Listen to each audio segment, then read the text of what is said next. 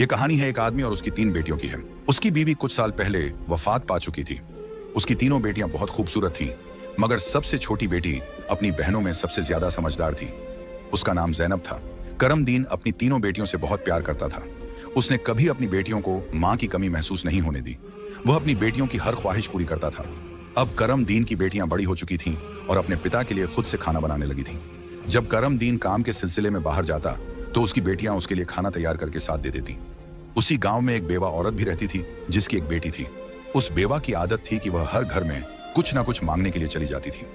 जब करमदीन की बेटियां अपने पिता के लिए खाना बनाती तो वह औरत अक्सर उसी समय उनके घर आग मांगने के लिए आ जाती।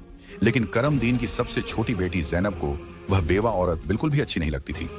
जब भी वह औरत उनके घर आती, जैनब अपनी बहनों से कहती, यह औरत हमारे घर क्यों आती है? यह औरत बिल्कुल भी अच्छी नहीं है। बड़ी दोनों बहनें जैनब को समझाती, देखो ये बेवा औरत है और गरीब है। अगर हमारे घर से आग ले जाती है तो इसमें तुम्हारा क्या नुकसान है? जैनब अपनी बहनों की बातें सुनकर चुप हो जाती, लेकिन वह कहती, देख लेना, यह औरत एक ना एक दिन हम सबके लिए मुसीबत खड़ी करेगी। यह सिलसिला यूं ही चलता रहा। वह औरत रोज उनके घर से आग लेने आती और मौका पाकर करमदीन के खाने में राख मिला देती। करमदीन ने जब अपने खाने में खराबी महसूस की तो उसने सोचा कि उसकी छोटी छोटी बेटियां खाना बनाती हैं, इसलिए उनसे कोई गलती हो जाती होगी। वह अपनी बेटियों से बहुत प्यार करता था और यह बात समझ नहीं पा रहा था कि उसकी बेटियां उसका खाना क्यों खराब कर रही हैं। फिर एक दिन करमदीन ने सोचा, आज मैं अपनी बेटियों पर नजर रखूंगा। आखिर मेरी बेटियां अचानक से मेरे खाने में क्या मिलाने लगी हैं। जब करमदीन की बेटियां खाना बनाने लगीं तो वह छुपकर उन्हें देखने लगा। उसकी बड़ी बेटी साफ पानी से चावल धो रही थी, छोटी बेटी सालन बना रही थी और सबसे छोटी बेटी जैनब बर्तन साफ कर रही थी, जिन बर्तनों में खाना डाला जाना था। कुछ ही देर में खाना पककर तैयार हो गया। खाने में कोई खराबी नहीं थी। करमदीन परेशान था, लेकिन फिर अचानक उसने जो देखा उससे उसके पैरों तले जमीन खिसक गई। उसने देखा कि वही बेवा औरत उनके घर आग लेने आई है और उसकी छोटी बेटी जैनब उससे बहस कर रही है। वहीं उसकी दूसरी बहनें जैनब को समझा रही थीं, कोई बात नहीं जैनब, ये बेवा औरत है, इसे आग लेने दो, बड़ी बहन ने कहा। लेकिन उस बेवा औरत ने आग लेने के बहाने नजरें बचाकर करमदीन के खाने में राख मिला दी और सारा खाना खराब कर दिया। यह देखकर करमदीन को बहुत गुस्सा आया। दूसरे दिन करमदीन ने उस बेवा औरत को अपने घर बुलाया और गुस्से में पूछा, तुम्हारी हिम्मत कैसे हुई मेरा खाना खराब करने की? वह औरत बड़ी नाटकीय अंदाज में करमदीन के पास आई और उसके सीने पर हाथ फेरते हुए कहने लगी, अरे मैं तो यह देख रही थी कि तुम सच में अपनी बेटियों से प्यार करते हो या नहीं। खाना खराब होने पर तुम उन्हें डांटते हो या नहीं। लेकिन तुम तो बड़े अच्छे इंसान निकले, अपनी बेटियों से बहुत प्यार करने वाले। तुमने तो मेरी चोरी फौरन पकड़ ली। अब मुझे यकीन हो गया है कि तुम अपनी बेटियों से बहुत प्यार करते हो। आइंदा ऐसा कुछ नहीं होगा। करमदीन उसकी बातों और उसके नाटक पर यकीन करने लगा, क्योंकि वह बेवा औरत खूबसूरत थी। करमदीन उसके व्यवहार से प्रभावित होकर कुछ भी कहने की बजाय उसे अपनी पत्नी बनाने का फैसला कर बैठा। कुछ ही दिनों में उसने अपनी बेटियों की इजाजत के बिना उस बेवा औरत से शादी कर ली और उसे अपने घर ले आया। शादी के कुछ ही दिनों बाद वह बेवा औरत करमदीन की तीनों बेटियों से सख्त नफरत करने लगी। वह चाहती थी कि किसी भी तरह करमदीन की बेटियां इस घर से निकल जाएं। उसने उन्हें घर से निकालने के लिए तरह तरह के मंसूबे बनाने शुरू कर दिए। वह सोचती थी कि अगर बेटियां घर से चली जाएंगी तो वह और उसकी अपनी बेटी आराम से ऐश की जिंदगी जी सकेंगी। साथ ही करमदीन का पूरा ध्यान सिर्फ उसी और उसकी बेटी पर रहेगा। वह जानती थी कि करमदीन अपनी बेटियों से बहुत मोहब्बत करता है और उन्हें जरा भी दुखी नहीं देख सकता। उसकी अपनी बेटी हमेशा कीमती कपड़े पहनकर घूमती रहती थी, जिससे वह मॉडर्न लगती थी। लेकिन सौतेली मां ने करमदीन की तीनों बेटियों को घर का सारा काम करने पर मजबूर कर दिया। वह उन्हें ठीक से पेट भर खाना भी नहीं देती थी और धीरे धीरे उनकी दूसरी जरूरतें भी कम कर दी। तीनों बहनें हर समय दुखी रहने लगी। एक दिन 2 बड़ी बहनें रो रही थीं, तो जैनब अपनी बड़ी बहनों के पास आई और कहने लगी, प्यारी बहनों, आओ हम तीनों कहीं बाहर चलें ताकि हमारा दिमाग फ्रेश हो जाए। फिर वह तीनों बहनें घर से निकल गईं और चलते चलते एक जंगल में जा पहुंची। वहां एक घने दरख्त के नीचे बैठकर वे रो रो कर अपनी मां को याद करने लगी। इतने में उनके पास से एक अल्लाह वाले बुजुर्ग का गुजर हुआ। जैनब जमीन पर बैठी रो रही थी और कह रही थी, ऐ मेरे अल्लाह, हम मजलूम लड़कियां हैं और बहुत दुखी हैं। आप देख रहे हैं ना कि हमारी सौतेली माँ हम पर कितना जुल्म करती है। हम कितने दिनों से भूखे हैं। अल्लाह वाले बुजुर्ग पास ही खड़े होकर उनकी बातें सुन रहे थे। फिर वे जैनब से मुखातिब होकर बोले, बेटियों, तुम तीनों यहाँ इस दरख्त के नीचे रोज आती हो, तुम्हें क्या दुख है? तुम मुझे बता सकती हो? जैनब ने रोते हुए अल्लाह वाले बुजुर्ग को सारा वाकया सुना दिया। उनकी बात सुनकर बुजुर्ग को बहुत दुख हुआ। वे बोले, बेटी, यहाँ से थोड़ी दूरी पर मेरी झोपड़ी है, मैं वहां रहता हूँ और इबादत करता हूँ। मेरी झोंपड़ी के बाहर एक अनार का दरख्त लगा है जिस पर पके हुए अनार लगे हुए हैं। तुम जाओ और उस दरख्त से जितने मर्जी अनार तोड़कर खा लो। यह सुनकर तीनों लड़कियां खुशी खुशी उस झोंपड़ी के पास पहुंची। उन्होंने देखा कि दरख्त पर बहुत ही खूबसूरत और रसीले अनार लगे हुए हैं। तीनों ने एक एक अनार तोड़ा और बैठकर मजे से खाने लगी। जब उनका पेट भर गया तो उन्होंने बुजुर्ग का शुक्रिया अदा किया और घर वापस आ गई। इसके बाद जब उनकी सौतेली माँ उन्हें खाना नहीं देती तो वे रोज जंगल जाती और उन अनारों को खाकर अपना पेट भर लेती। धीरे धीरे उन्होंने अपनी माँ का दिया हुआ खाना बिल्कुल छोड़ दिया। अब उनकी सौतेली माँ सोचने लगी, मैं इन लड़कियों को खाने को कुछ नहीं देती, मैं इनसे इतना काम करवाती हूँ, उन्हें जलील करती हूँ, फिर भी इनके चेहरे पर एक अजीब सी चमक है। इनमें से कोई बीमार भी नहीं पड़ती, बल्कि इनकी खूबसूरती बढ़ती जा रही है। और मेरी बेटी जिसे मैं इतना अच्छा खाना देती हूँ वह उनके आगे बदसूरत लगती है। दूसरे दिन जब वह लड़कियां जंगल की तरफ गईं, तो सौतेली माँ ने अपनी बेटी को उनका पीछा करने के लिए भेज दिया। जब तीनों लड़कियां अनार तोड़कर खा रही थीं, तो जैनब ने अपनी सौतेली बहन को देख लिया।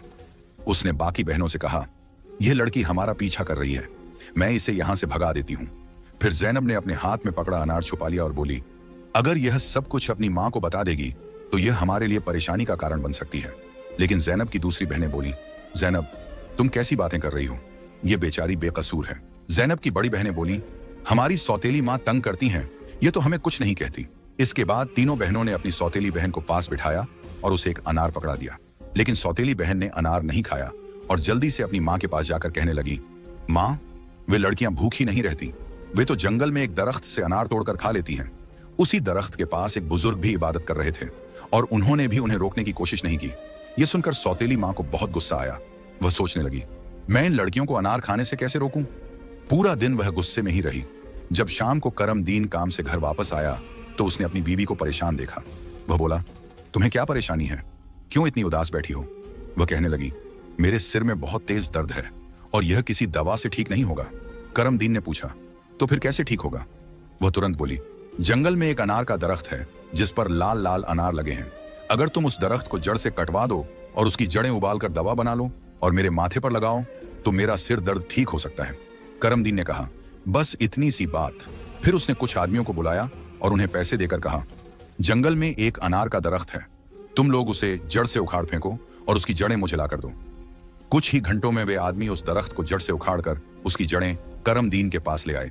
करमदीन ने जल्दी से आग जलाई और उन जड़ों से दवा बनाकर अपनी बीवी के माथे पर मलने लगा। थोड़ी ही देर में उसकी बीवी कहने लगी, अब मुझे आराम है। अगले दिन जब तीनों बहनें जंगल गईं, तो उन्होंने देखा कि अनार का दरख्त किसी ने जड़ से उखाड़ दिया है। यह देखकर वे बहुत परेशान हो गईं और सोचने लगी, अब हम क्या खाएंगे? तभी वे तीनों लड़कियां वहीं बैठकर रोने लगी। उनके रोने की आवाज सुनकर अल्लाह वाले बुजुर्ग अपनी झोंपड़ी से बाहर आए। वे समझ गए कि लड़कियां क्यों रो रही हैं। वे बोले, इसमें रोने की क्या बात है, अल्लाह तुम्हें इससे भी बेहतर कुछ देगा। फिर अल्लाह वाले बुजुर्ग ने अपनी उंगली से जमीन की तरफ इशारा किया और वहां पर एक छोटी सी नदी बन गई जिसमें पानी की जगह दूध बह रहा था। उन्होंने उन लड़कियों को एक मिट्टी का प्याला दिया और कहा, जहां से जितना मर्जी हो दूध पियो। लड़कियां बहुत खुश हुईं और मिट्टी के प्याले में दूध भरकर पीने लगीं। जब उनका पेट भर गया तो वे बुजुर्ग का शुक्रिया अदा करके घर वापस आ गईं। इसके बाद उनका रोज का यह मामूल हो गया कि वे तालाब के पास जाती और मिट्टी के प्याले में दूध भरकर पी लेती। उनकी सौतेली माँ उनकी सेहत देखकर हैरान थी। उसने अपनी बेटी को बुलाया और कहा, मैंने तो जंगल से अनार के दरख्त का नामो निशान मिटा दिया था, फिर भी इन लड़कियों की सेहत पर कोई असर नहीं पड़ा। मैं तो इन्हें पेट भर खाना भी नहीं देती, आखिर ये ऐसा क्या खा रही हैं जिससे इनकी सेहत इतनी अच्छी हो रही है? उसने अपनी बेटी से कहा, इनका पीछा करो और पता लगाओ कि ये क्या खाती हैं। लड़की फिर से अपनी बहनों का पीछा करते हुए जंगल में गई। जब तीनों मिट्टी के प्याले से दूध पी रही थीं, तो जैनब ने पीछे मुड़कर देखा। उसने अपनी सौतेली बहन को चुपचाप खड़ा देखकर बाकी बहनों से कहा, देखो ये लड़की फिर हमारा पीछा कर रही है। जैनब ने अपनी बहनों से कहा, तुम लोग जल्दी उठो और इसे यहां से भेजो, क्योंकि अगर इसने हमारे तालाब को देख लिया तो यह घर जाकर सब बता देगी और फिर घर में हंगामा खड़ा हो जाएगा। लेकिन जैनब की बड़ी बहनों ने उसे डांटते हुए कहा, तुम्हारा आखिर मसला क्या है? माना कि हमारी सौतेली माँ हम पर जुल्म करती है, लेकिन इसमें इस बेचारी का क्या कसूर? जैनब यह सुनकर चुप हो गई। इसके बाद तीनों ने अपनी सौतेली बहन को नदी के पास बिठाया और मिट्टी के प्याले में दूध भरकर उसे दिया। उस लड़की ने दूध पिया और जल्दी से अपनी माँ के पास पहुंचकर तालाब और दूध वाली पूरी बात बता दी। सौतेली माँ को यह सुनकर बहुत गुस्सा आया। उसने अपने गांव के कुछ आदमियों को बुलाया और कहा, तुम जितने पैसे चाहो मैं तुम्हें दूंगी, लेकिन तुम्हें जंगल में जाना होगा। वहां एक बुजुर्ग की झोंपड़ी और तालाब है। तुमने वो झोंपड़ी खत्म कर देनी है और तालाब में मिट्टी डाल देनी है। बदले में तुम्हें बहुत पैसा मिलेगा। कुछ ही देर में वे आदमी उसकी मर्जी के मुताबिक सब कुछ करके लौट आए। वह औरत अब बहुत खुश थी। अगले दिन जब तीनों बहनें जंगल में गईं, तो उन्होंने देखा कि वहां ना तो तालाब है और ना ही बुजुर्ग की झोंपड़ी। यह देखकर उन्हें पहाड़ जैसा दुख हुआ। वे वहीं बैठकर रोने लगी और भूखी प्यासी अपने घर लौट आईं। उनकी सौतेली मां यह देखकर बहुत सुकून महसूस कर रही थी। एक दिन वह फिर बीमारी का बहाना बनाकर लेट गई। शाम को जब करमदीन घर आया तो उसने अपनी बीवी को प्यार से कहा, चाहे मेरा सब कुछ बिक जाए, लेकिन मैं तुम्हें कुछ नहीं होने दूंगा। तुम्हारा इलाज सबसे अच्छे डॉक्टर से करवाऊंगा। लेकिन उसकी बीवी कुछ और ही चालें चल रही थी। उसने कहा, आपको इतना कुछ करने की जरूरत नहीं है। मेरी जिंदगी बचाने के लिए बस एक छोटा सा काम करो। करमदीन बोला, जल्दी बताओ क्या करना है, मैं वही करूंगा। उसकी बीवी बोली, तुम अपनी तीनों बेटियों का खून निकालकर मेरे हाथों और पैरों की हथेलियों पर मल दो, तभी मैं ठीक हो सकती हूँ। यह सुनकर करमदीन की आंखों में आंसू आ गए, क्योंकि वह अपनी बेटियों से बेहद मोहब्बत करता था।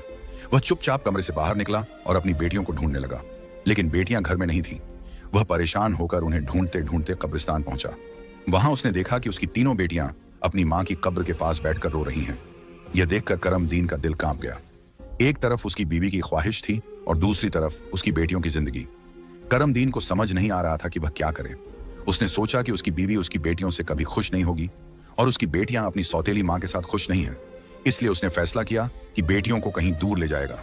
उसने अपनी बेटियों को गले लगाया और कहा, ऐ बेटियों, तुम क्यों परेशान होती हो? मैं तुम्हें कहीं और ले चलता हूं। वह अपनी बेटियों को एक घने जंगल में ले गया। वहां उसने मिट्टी का चूल्हा बनाया और बेटियों को खाना बनाकर खिलाया। जब बेटियों ने पेट भरकर खाना खा लिया तो वे एक दरख्त के नीचे सो गईं। करमदीन ने अपनी बेटियों को वहीं सोते हुए छोड़ दिया और वहां से भाग गया। उसके दिल में यही ख्याल था कि कम से कम मेरी बेटियां जिंदा तो रहेंगी और अपनी सौतेली मां के जुल्म से बची रहेंगी। रास्ते में उसने एक हिरण का शिकार किया और उसका खून लेकर अपनी बीवी को दे दिया। उसकी बीवी ने वह खून अपने हाथों और पैरों पर लगाया और खुश होकर कहा, अब मुझे आराम है। उसे यकीन हो गया कि करमदीन ने अपनी बेटियों को मार दिया। दूसरी तरफ जब तीनों बहनें जागीं तो उन्होंने देखा कि उनका बाप उन्हें छोड़कर जा चुका है। वे अपने बाप को पुकारने लगीं। जंगल में जंगली जानवरों की आवाजें सुनकर वे डर गईं और रोने लगीं। इत्तेफाक से उसी जंगल में 3 दोस्त शिकार के लिए आए थे। जब वे शिकार करके लौटने लगे तो उनमें से एक दोस्त, जिसका नाम नासिर था, कहने लगा, मुझे लगता है, नासिर ने कहा, यहां कोई मुसीबत में है। क्या तुम लोग किसी के रोने की आवाज नहीं सुन रहे? मुझे तो किसी के रोने की आवाज आ रही है। चलो जल्दी से देखते हैं, शायद किसी को हमारी मदद की जरूरत हो। फिर तीनों दोस्त आवाज की दिशा में चल पड़े। आगे जाकर उन्होंने देखा कि 3 खूबसूरत लड़कियां बैठी हुई रो रही हैं। नासिर आगे बढ़ा और उनसे पूछा, तुम यहां अकेली क्या कर रही हो और इतना क्यों रो रही हो? जैनब ने नासिर को अपनी पूरी कहानी सुना दी। लड़कों को उन पर बड़ा तरस आया। वे आपस में कहने लगे, क्यों ना हम इन लड़कियों से शादी कर लें?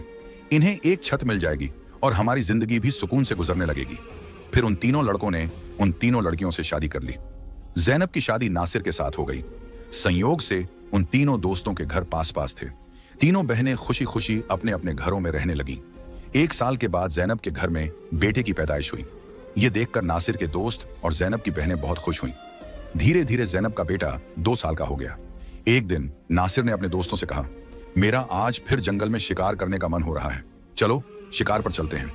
लेकिन उसके दोस्तों ने मना कर दिया और कहा, हमें तो किसी जरूरी काम से जाना है, हम तुम्हारे साथ जंगल नहीं जा सकते। नासिर ने जैनब से इजाजत ली और अकेला ही जंगल में शिकार के लिए चला गया। लेकिन इसके बाद कई दिन गुजर गए और नासिर घर वापस नहीं आया। जैनब बहुत परेशान हो गई। उसकी बहनें भी उसकी चिंता देखकर चिंतित हो गईं। जैनब के जीजा नासिर के दोस्त ने उसे तसल्ली देते हुए कहा, तुम फिक्र मत करो, हम नासिर को ढूंढकर जरूर वापस लाएंगे। लेकिन करनी खुदा की यह हुई कि नासिर के दोस्त भी उसे ढूंढने जंगल गए, लेकिन वे भी वापस नहीं लौटे। उन तीनों बहनों पर एक बार फिर से गम का पहाड़ टूट पड़ा। एक दिन जैनब अपने बेटे को सुला रही थी कि दरवाजे पर दस्तक हुई। उसने जल्दी से जाकर दरवाजा खोला तो क्या देखती है कि एक बुजुर्ग फकीर जिसने हरे रंग के कपड़े पहने हुए थे दरवाजे पर खड़ा है। जैनब उसे देखकर बोली, बाबा, मेरा शौहर घर पर नहीं है, मैं आपको घर में आने की इजाजत नहीं दे सकती। जब मेरा शौहर आएगा तब आप आ जाना। उस पर फकीर बोला, बेटी, मुझे बहुत भूख लगी है, किसी भूखे को खाना खिलाने में क्या हर्ज है। जैनब ने मजबूरी में उस फकीर को घर में बुला लिया और उसके लिए खाना बनाने लगी। लेकिन वह जादूगर फकीर बुरी नजरों से जैनब को देखता रहा। फिर वह जादूगर उठकर जैनब के करीब आया और बोला, सुनो लड़की, तुम मुझे बहुत अच्छी लगती हो, अपने बेटे को छोड़ दो और मुझसे शादी कर लो। जैनब डर के मारे कांपने लगी और बोली, बाबा, आप कैसी बातें कर रहे हैं? मैं शादीशुदा हूं और एक बच्चे की मां हूं, आपकी हिम्मत कैसे हुई ऐसा कहने की? यह सुनकर जादूगर फकीर को गुस्सा आ गया। उसने अपने जादू से जैनब को कुतिया बना दिया और उसके गले में रस्सी डालकर खींचते हुए ले जाने लगा। इधर जैनब का बेटा जोर जोर से रो रहा था। जैनब की बहनों ने जब उसके बेटे के रोने की आवाज सुनी तो वे भागती हुई उसके घर आईं। उन्होंने जल्दी से जैनब के बेटे को गले लगाया और अपनी बहन को घर में ढूंढने लगी, लेकिन उन्हें जैनब कहीं नजर नहीं आई। उनकी सौतेली मां के बाद अब जैनब भी गायब हो चुकी थी। वक्त इसी तरह गुजरता रहा। अब जैनब को गुम हुए भी 14 साल का लंबा वक्त गुजर चुका था। इस दौरान जैनब का बेटा जवान हो चुका था। उसे उसकी दोनों खालाओं ने मिलकर पाला था। एक दिन जैनब की खालाओं ने उसे उसकी मां के बारे में सारी सच्चाई बताई। ये सुनकर वह बहुत परेशान हो गया और बोला, खाला, आज मैं अपने माँ बाप को जरूर ढूंढने जाऊंगा। उसकी खालाओं ने उसे समझाते हुए कहा, बेटा, जो होना था वह हो चुका। जिन्हें जाना था वे चले गए। अब हम तुम्हें नहीं खोना चाहती। हमारे शौहर भी जंगल गए थे और वे भी कभी वापस नहीं आए। अगर तुम भी चले गए तो हम किसके सहारे जीएंगी? लेकिन लड़के ने कहा, खाला, आप फिक्र मत कीजिए, मैं अपने बाप और बाकी सबको ढूंढकर वापस जरूर लाऊंगा। फिर वह लड़का जंगल की तरफ निकल पड़ा। कई दिनों तक जंगल में इधर उधर भटकता रहा, लेकिन उसे कुछ समझ नहीं आया कि वह अपने माँ बाप को कहां ढूंढे। इसी तरह तलाश करते करते वह एक ऐसे इलाके में पहुंचा जो पूरी तरह पत्थरों का इलाका था। वहां उसने पत्थर की इमारतें देखी और एक खूबसूरत छोटा सा पत्थर का घर देखा। वह गौर से उस घर को देख रहा था कि तभी उस घर से एक बुजुर्ग बाहर आए और बोले, बेटा, तुम यहाँ नए लगते हो, तुम्हें इस खतरनाक इलाके में आने की क्या जरूरत थी? लड़के ने जवाब दिया, बाबा जी, मैं अपने माँ बाप और ताया जी को ढूंढने के लिए यहाँ आया हूँ। मेरी माँ को एक जादूगर ने कुतिया बनाकर अपने साथ ले गया था। अल्लाह वाले बुजुर्ग बोले, बेटा, यह इलाका एक बहुत बड़े जादूगर का है। वह बहुत ताकतवर है। जो भी उससे पंगा लेता है या उसे बेइज्जत करता है, वह उसे पत्थर का बना देता है। ये जो तुम अपने इर्द गिर्द पत्थर देख रहे हो, ये भी कभी इंसान थे। जादूगर ने इन्हें पत्थर बना दिया। कुछ साल पहले यहाँ एक नौजवान आया था। उसके बाद उसके पीछे 2 और नौजवान आए। जादूगर ने उन्हें पेड़ और पत्थर में बदल दिया और उसने एक नेक पाकीज़ा लड़की को भी 12 साल से कैद करके रखा है। वह जादूगर उस लड़की से शादी करना चाहता है, लेकिन वह लड़की किसी भी तरह मान नहीं रही। बुजुर्ग की बातें सुनकर लड़का सोचने लगा, यकीनन यह लड़की मेरी माँ है और ये लोग मेरे ही परिवार के लोग हैं। आखिरकार मैंने अपनों को ढूंढ ही लिया। इसके बाद लड़के ने बुजुर्ग को अपनी सारी कहानी बताई और कहा, बाबा जी, आप मेरी मदद करें। इन लाचार लोगों को बचाने का कोई तरीका बताएं। बुजुर्ग, जिनकी झोंपड़ी को कभी जैनब की सौतेली माँ ने जला दिया था, मुस्कुराए और बोले, बेटा, अल्लाह हमेशा नेक दिल वालों की मदद करता है। तुम्हें हिम्मत नहीं हारनी चाहिए। अल्लाह वाले बुजुर्ग मजबूरन इस खतरनाक इलाके में आकर रहने लगे। उन्होंने लड़के से वादा किया, मैं तुम्हारा साथ जरूर दूंगा। बुजुर्ग सोचने लगे, क्या पता इस लड़के की मां को छुड़वाने से बाकी कैदियों को भी जादूगर की कैद से आजादी मिल जाए। बुजुर्ग ने बाकी गांव वालों को बताया, यह मेरा पोता है जो दूसरे गांव से मुझसे मिलने आया है। जब जादूगर को शक हुआ कि गांव में कोई नया लड़का आया है, तो वह तुरंत अल्लाह वाले बुजुर्ग के पास पहुंचा और पूछने लगा, यह कौन है? बुजुर्ग ने जवाब दिया, यह मेरा पोता है। इस तरह जादूगर और लड़के की मुलाकात हुई। लड़का अपनी पहचान छुपाकर जादूगर से मिलने लगा। जादूगर ने लड़के को देखकर कहा, तुम बहुत समझदार लगते हो और अपने दादा की तरह नेक और मासूम हो। कल तुम मेरा एक काम करोगे। मैं तुम्हें एक इमारत में भेजूंगा जहां एक लड़की को मेरा पैगाम देना है। मैं उससे शादी करना चाहता हूं।